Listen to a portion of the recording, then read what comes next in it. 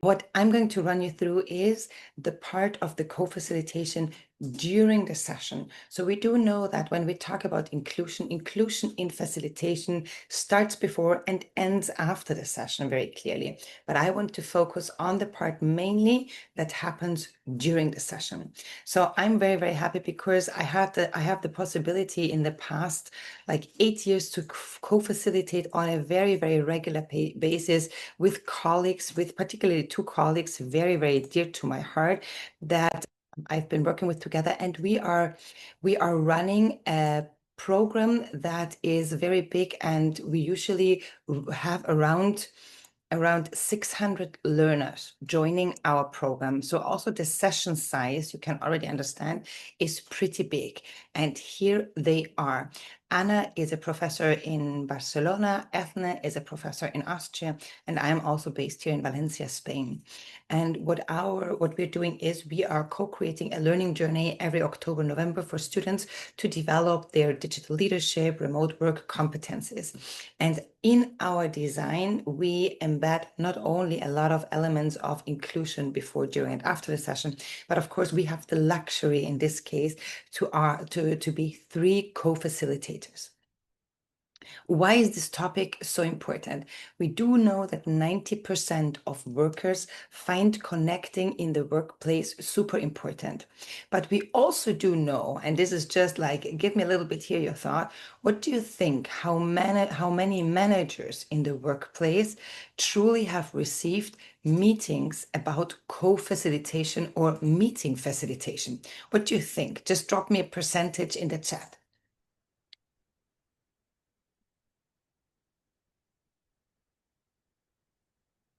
10%, 25%, 15%.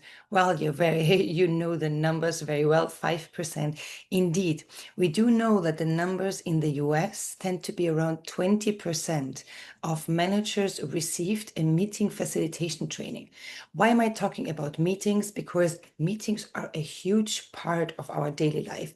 And we do see very often that in meetings, a lot of exclusion indeed is happening, which of course, building on what our previous presenter said, leads to decreased innovation, decreased creativity, because people don't feel like that they have a voice or their voice matters. Indeed, in Austria last year, I did a keynote at a conference, and out of the 100 managers, only one person raised the hand when it was about meeting facilitation training, that he or she attended one. So the numbers are really worrying, and you can see it yourself. And it's not only worrying because we do know that meetings are a big economic cost factor in our organizations, but it's also because very often where inclusion happens is also due to meeting facilitation techniques. We know that 43% of leaders agree that relationship building is the greatest challenge in remote and hybrid work.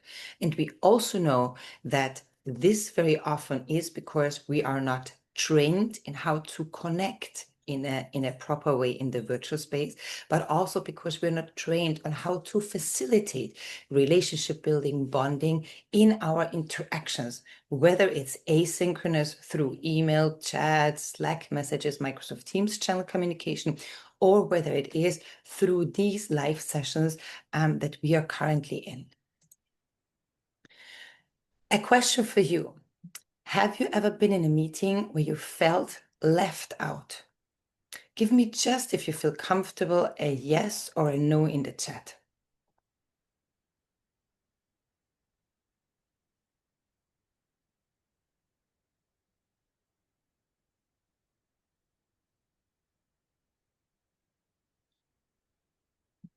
And you might understand that this is very often the picture that we get, right? 90% of participants have felt left out in a meeting. Why? Because meeting facilitators are not aware on how to deal with silent participants, how to prepare a session intentionally in such a way that everybody feels included. So there are a lot of pros and cons to co-facilitation, right? I think the biggest con of co-facilitation from a client perspective, of course, is that co-facilitation is more expensive, right? That is also why I see in my client projects that very often the co-facilitator is the first thing that is like, Barbara, sorry, this is not within the budget, impossible. And what is happening then? Very often the clients, for example, propose me the HR manager or HR assistant to help me as the technical producer in the event, which means, of course, that we as the trainers, we have to train that manager to take over the role of a co-facilitator properly. The super pro, of course, of co-facilitation is that we can split up properly the roles to make sure that everybody, even those who might not be reacting or might not be speaking up in the during the meeting, during the session, are included. Another pro of co-facilitation, of course, is that what I find always as a facilitator, I find it's a much more creative and for me also learning way as a facilitator because I can exchange and I can also, as a facilitator, challenge my own designer biases, right? Because very often what happens, and now be a little bit critical with yourself. Sometimes we design sessions, we design meetings, we design live lectures, having our own designer biases in mind. For example, I'm running a training for C-level executives and I'm not doing A or B because they're C-level executives. That also means that, of course, my designer biases influence the design. And the moment that I start a co-facilitation project, the fantastic thing is that we can challenge ourselves and also learn from the way that we interact and engage with the audience because we have that feedback loop. Of course, you can always say, I have a lot of recordings for myself, so I can, and now this is very much with AI, it's even much better because we can record ourselves and then use, for example, AI tools to analyze our facilitation style. We can use the chat interactions, and I did that, for example, with one of my coaching clients, a manager. We built up a proper GPT that is trained to analyze the AI-generated meeting summary to understand where conflict, silent participants are. People also might not have understand properly a question because the way it was formulated by the meeting leader and so on. And I love this really because there are many, many ways that even though we're not co-facilitating, we can still get that feedback. But well, the vibes, as you can see in the picture, are of course different, whether I'm getting feedback from my colleague or from my only trained GPT, clearly. When we talk about good practices, many of those are for sure very familiar with you. We need to be super clear on defining the roles because I think the worst thing that can happen is if co-facilitators constantly, and we probably all have experienced that, are sort of talking over each other because there seem to be sort of some hierarchy, power play, or not clearly defined roles in play, which makes it even harder for the participants then to understand. Very often also, if we don't clearly define the roles and communicate them with the participants, this can also lead to confusion. The practice run is for me something if I'm not an experienced facilitator or co-facilitator, I always suggest to have a very, very good practice run. Introducing the co-facilitator to the participants, as I just mentioned, supporting, respecting each other, like not talking over each other, or having at least signals that my co-facilitators know when I want to jump in, not interrupting, disagreeing, of course, creating discussions. And this doesn't mean that we always need to agree, but not to interrupt and disagree in a very unhealthy way. Check in with each other throughout your sessions, which is fantastic. Debrief and assign clear action points when necessary afterwards. What we do as co-facilitators with my colleagues Anna, Eithne, and myself, we very, very clearly establish who is the main facilitator of a certain section, who is managing the chat, and who is managing, for example, slide sharing, the polls, the tools, and so on and so forth. So each section in our script is scripted in such a way that this is clear from the beginning on. Who is the timekeeper? Who is the note taker? Where do we take notes? And of course, the role as the vibes watcher, somebody who takes care of checking a little bit the audience participation and making sure that we don't oversee somebody, that we don't forget about somebody. If you look here now at our room, just look at the windows. What do you think? Who are the people that presenters like me most likely will forget about? Who are the people in this room that the presenters will most likely forget about? And feel free also to raise your virtual hand or unmute yourself.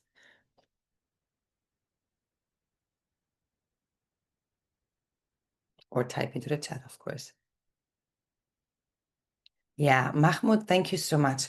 And you know, Mahmoud, indeed, this is one of the biggest challenges because the topic of camera on or camera off in general is a very, very hot topic when it comes to inclusive facilitation.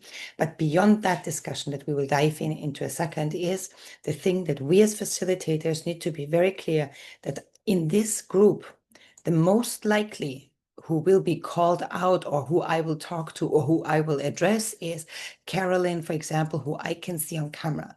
I know that the others, for whatever reason it is, they switch off the cameras and that is fine. But a co-facilitation practice, a good inclusive co-facilitation or facilitation practice must be that I as a designer am aware and make sure to include really everybody. Carolyn is putting another very important comment. Of course, if I'm in a 600 people room, even with 3 co-facilitators, that is difficult. But the moment that I have more people on the second or third or the other page, it will get more difficult and we might forget about them. What we do, and this is something that I talked about, we have a very, very rigorous planning and scripting process, as you can see here. We detail down really every minute, and we have all the roles very, very clear from the beginning on. Don't forget about activating captions, about making sure that participants know about captions, and so on and so forth. But we also, as you can see in the script, we have all chat messages prepared beforehand. I think there is nothing worse than a facilitator who during the session is sort of like, oh, I'm going to share that with you in a second, because this releases a lot of a stress moment in your facilitation practice and means that at the end, you cannot properly, particularly if you're not co-facilitating, you cannot properly focus on your participants. So I would always encourage you to have as much information already planned through beforehand to really be able to focus on your participants. And having said that, I'd love to dive with you very quickly into the 3 main tools and the thoughts that I'd like to share. Tech, tools, and slides. So I think if we talk about slides, and you see here in my slides, there should not be too much content on a slide. And I'm sure here, I'm sorry for all the academics. I know I was a professor myself. We often tend to have a lot of bullet points, a lot of information on each slide, sometimes necessary, sometimes maybe not. But there are tools, and even in Microsoft PowerPoint, there is already the accessibility checker that helps you to understand whether your presentation is accessible or not. Think about people who cannot read all those tiny fonts that you might be using because the slide is overloaded.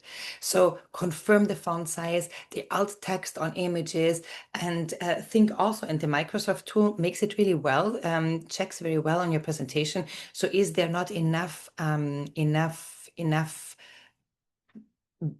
difference between the font, like white, and if you use a light yellow or something, right? Mind, of course, the captions. The caps. Sorry, not the captions. The captions, the closed captions. We talked about that. Mind the caps. Sometimes facilitators use text all caps, but as you can see here in my example, all caps is not very good readable. So also here, for example, it is an important practice of co-facilitation. One word in caps, but not all the word in caps. Yeah, and Carolyn says that a cognitive overload, absolutely. And we as presenters need to be clear that we we, through our presentation, but also, of course, through our presence, we drive the energy and the understanding in the room. So you can see here, mind the caps, the live captions, we already said that. Dual delivery. And this is one important factor. So as you can see here, I'm slide sharing. You can see all the things that I'm saying. But for example, if there was not more information, I would always ask my co-facilitator if I were not slide sharing, my co-facilitator would particularly put into the chat technical terms that our participants might not be familiar with. Why we like to use Genially as a tool, you can see it here, because the slide is not overloaded, but still if you hover over certain elements, you can have more context as you have it here, for example. And I think this happens very, very likely throughout this conference. Sometimes we as presenters might ask a question that comes up in a moment that is not very clear and that participants might not understand. So the moment that we use the second channel and we have that question already prepared in the chat, or we take the time to ask the question in the chat, that means that we are truly inclusive, because not everybody might understand your accent, your speed of talking, which of course is my biggest problem, right? Where I lose participants is clearly the speed of my presentations. But all of this can be avoided if we use dual or triple channels, for example. So make sure also to consider this. When we jump into it, it's always tag with purpose. And I think this is so important. You know, I remember when we were into the pandemic, 2020, 2021, all facilitators were using the most fancy, most elaborate tools. But we also know that not every audience and that not every context gives the surroundings for a mirror board. And also we need to ask ourselves, how does tech really support the learning goals, the objectives of whatever it is? So the smallest common denominator is of course always audio, because that's like the quickest thing that everybody could use. The second one probably is chat. The third one probably I would tell you is the Zoom poll, because it pops up and is easy, and it also works very well on mobile. And also here, for example, when we think about tech, we always need to plan for participants to be on mobile devices. So if you think about the Miro board, madre mia, Miro is overwhelming on a computer, right? For many of us, but on the cell phone, it's like really a hell, I would say. And this is why a conscious choice of tech tools that we are using is important. So for example, in this session, a short 20 minutes presentation, I would not necessarily recommend to use any other tool like AHA slides or any polling tool that is outside, because it poses more stress on the participants than it really brings of a benefit here. Tag tools and slides, channels, signals, and turn taking. When it comes to inclusive facilitation, we always need to be clear and to create this space of asking questions. I'm not sure if you have noticed in the previous session when I was the moderator, I was always repeating over and over again the same message in the chat. Dear everyone, please feel free to ask your questions in the chat. The speakers will address them, right? So just this message already helps your participants to feel like, okay, they really want to hear from me. Establishing the rules of participation is an important aspect. Voice and turn taking, of course, as well. And this has to do with camera on, camera off, because very often those who are camera on might also more actively participate. And these are then the people that we focus on. So maybe my co-facilitator, what he or she would be doing is, if we're in a session of 15 people, we run throughout the whole morning, he or she would check in via private chat message with those participants who might not have voiced yet their questions or their arguments. And this is, of course, what helps a lot. There is one more thing, and this is also the signaling. So as a speaker, we like to say signposting. That is what I did a little bit from the first point moving towards the second point. To be inclusive, we need to help our participants to close section 1 and move on to section 2. So I said at the end, okay, This was all about tag tools and slides. Now we move on to channel signals turn taking. This is a very, very small thing combined with a pause.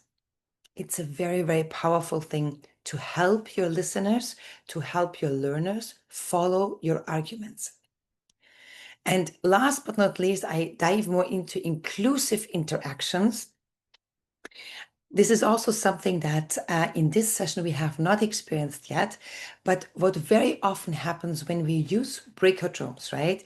We can see participants sometimes uncomfortable leaving even when we open up the breakout rooms. And why is that? Because I have the feeling that the moderator, the facilitator, very often, because there is not a co-facilitator who is doing the breakout rooms. So if I'm alone, I need to say the instructions, I need to tell the instructions, I need to post the chat messages in the chat, I need to create the breakout rooms. And if they are in a certain way for whatever reason, with different participants, it just gets very complicated.